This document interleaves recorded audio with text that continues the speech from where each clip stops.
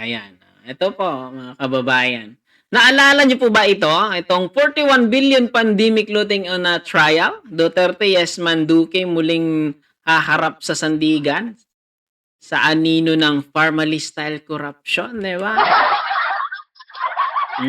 Puna ng puna ang ating BP, pero ito, nung panahon ng pandemic, kahit hindi ko na-explain to eh. Sigurado talaga eh. Ito po. Breaking news. 41 billion pandemic loading on a trial. Duterte, yes man. Yes man. Duque. Muling harap sa Sandigan Bayan sa anino ng Parmalist style corruption. Bumalik sa Sandigan Bayan ang anino ng pandemic looting. Looting? Ayun. Alala niyo ba to? Ayan, no? Isa na namang mahalagang pandinig ang nakatakda ngayong araw laban sa dating Health Secretary Francisco Duque III. Noong June 22 pa po ito.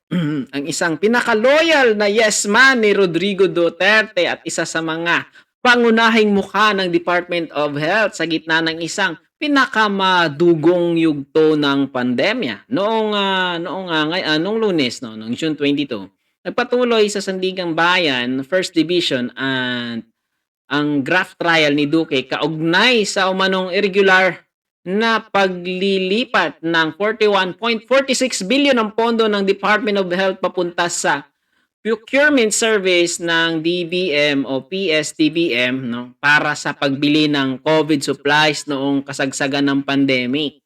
Kahit di na natin basahin po ito lahat. Pero sige, basahin ko po lahat. Ayun. Ayun, no. At ang pagdinig ngayong araw, nung Lunes, inaasahan tumistigo si Eljon Humamil. No? Naalala niyo po ba ito si Eljon Humamil? Ha? Isang Record Officer Commission on Audit habang unti-unting binubuo ang prosecution ng ang kaso laban kina Duque at dating DBM official Lloyd Christopher Lao. Ayun, no. Ito na. Formally. Ayon sa piskal, abot ng 6 na pong testigo ang balak nilang iharap sa buong paglilitis. Ayun. Pero tandaan, ang kasong ito ay hindi simpleng technical lapse or clerical error lang. Ito ang isa sa pinakamabigat na legal fallouts ng pandemic procurement mess na sumira sa tiwala ng publiko sa gobyerno noong panahon ng desperado ang mga ospital, health workers, ordinaryong Pilipino, PPEs, test kits, ventilators at iba pang life-saving supplies. Ayon sa Office of the Ombudsman, sina Duque at Lao ay kumilos umano ng may evident bad faith o gross inexcusable negligence nang ilipat ang napakalaking pondo ng DOH sa PSDBM mula noong March hanggang December 2020 kasi tayo lang po noon na bansa ang pinakamay matagal na lockdown.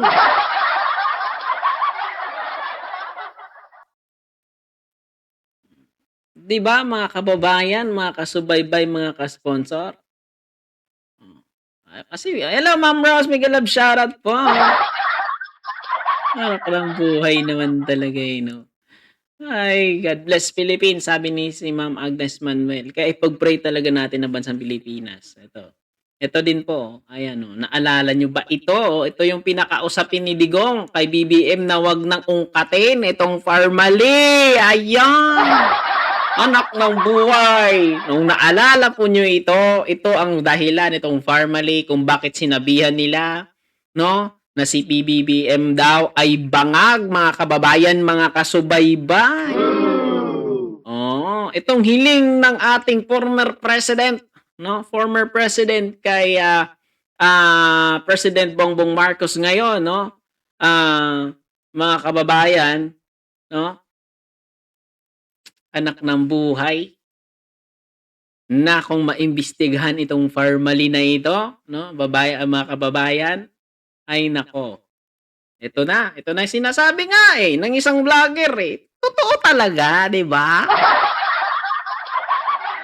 Sabi ni Ballpoint, the sponsor used to do daily live on channel but wasn't possible due to many issues. Ayun. Ito sabi ni Andres Marang, basura ka. Ikaw basura ka rin.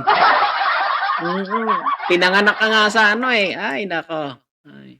Hello po ma'am, brave woman watching from Israel po daw siya. Hello, mega love shoutout po sa mga Pilipino diyan sa Israel. 'Di ba naalala niyo itong formalin na 'wag ungkatin.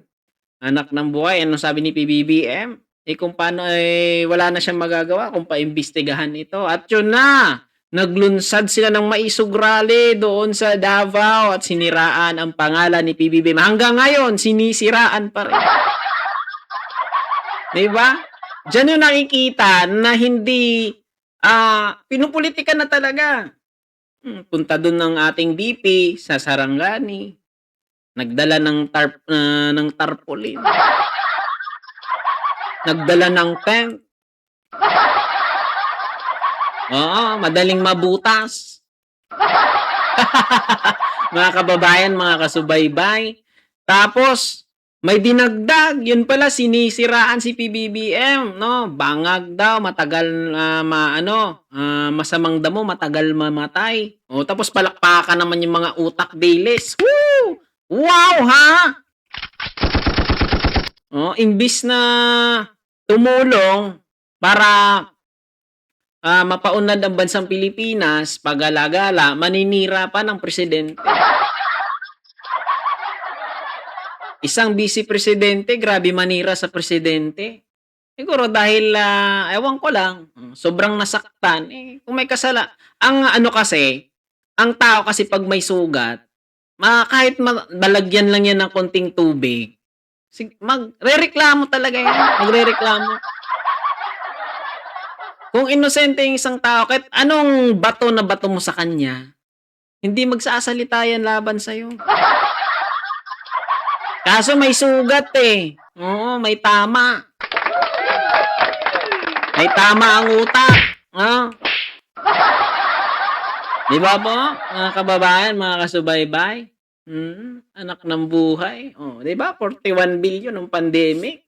Iba pa yung may binenta pa sila na gold, ha? Alahas ng First Lady. Ha? Iba pa yun.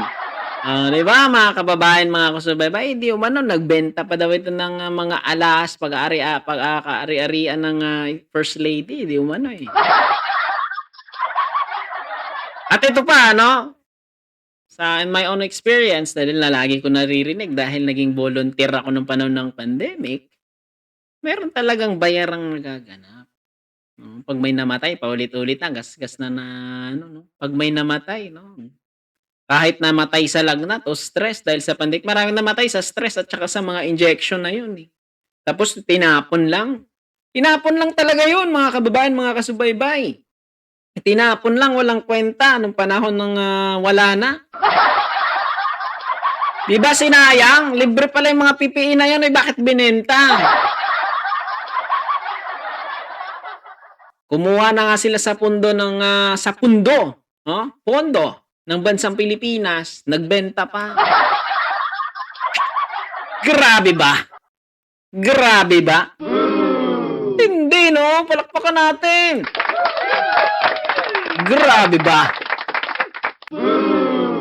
Tignan nyo nga kung gaano sila katindi. Katindi mangurakot. Tapos isisisi nila sa ibang tao yung kanilang ginagawa. Mga kababayan, mga kasubaybay, matindi.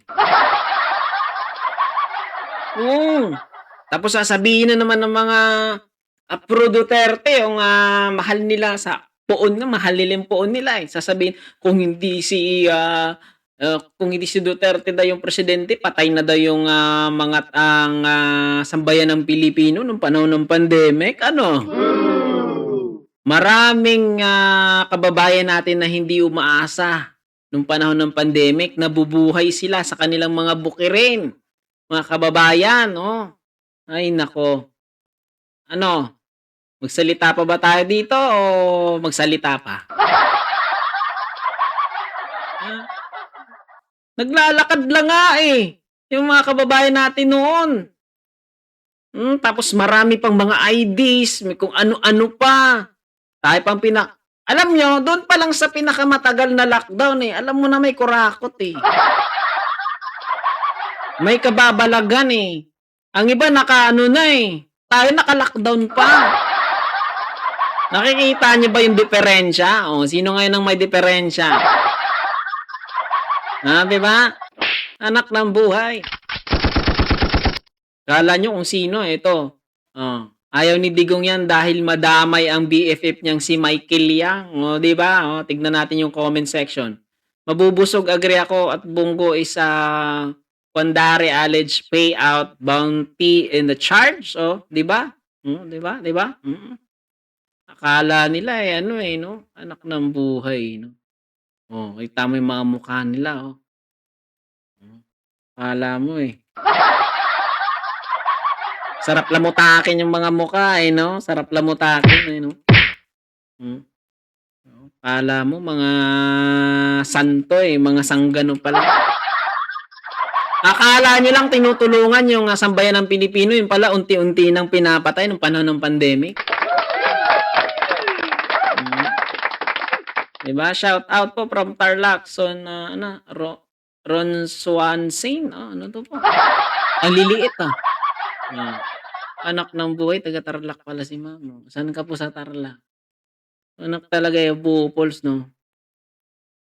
Anak ng buhay. Ako tatlong beses ata ako na-injikan, hanggang ngayon hindi na ako tumaba tulad dati nung na-feel ko talaga yung parang iba na yung loob ng katawan mo kasi ano yun ewan ko kung antibodies o ano ba yung in-inject sa atin, hindi natin alam kung virus din yung in-inject sa atin para to fight the virus din. Ganun talaga may mga antidote nga no? Pero iba na yung feelings. Tapos hindi nagamit. Yung Johnson & Johnson, pag na-injikan ganon, siguro bulagta ka kagad Opo, sobrang tapang talaga yun kaysa sa Pfizer. Sa Sinovac, ano pa ba yun? Pfizer at saka Johnson & Johnson. Pag Johnson & Johnson, sigurado. Lahat ng na-injikan yung nag-o-observe ako, pag na-injikan ng Johnson & Johnson, kahit gaano kalaki na tao, bulagta Grabe, no? Dinadaya lang tayo. Mga kababayan, mga kasubaybayan, daming namatay. Hindi sa pandemic, kundi sa stress. At ito pa, ang naobserbahan ko pa, pag kilala ng munisipyo ang mga tao, hindi na nila kina-quarantine. Sa bahay na lang, wag lang lumabas. Pero pag hindi nila kilala, doon ka sa paaralan kung saan yung quarantine area. Abot ka pa ng ilang linggo doon. Anak ng buhay naman talaga ngayon, ito na. Uungkatin talaga yan. Kasi kung panahon pa to ni Digong, wala na. Goodbye na. Wala. Magiging na lang to, parang si Sir Andaya. Magiging magiging kwento na lang ito lahat. Kahit ito, yung Parmali, maging kwento na lang to, maging anino na lang. Panahon ng patayan sa AJK, magiging na lang sana. Kung sila pa rin yung nakaupo, magiging kwento na lang. Tapos isisisi nila kay PBBM. Di ba, mga kababayan, mga kasubaybay, mga ka-sponsor? Ayun po, at yun lang po, lipat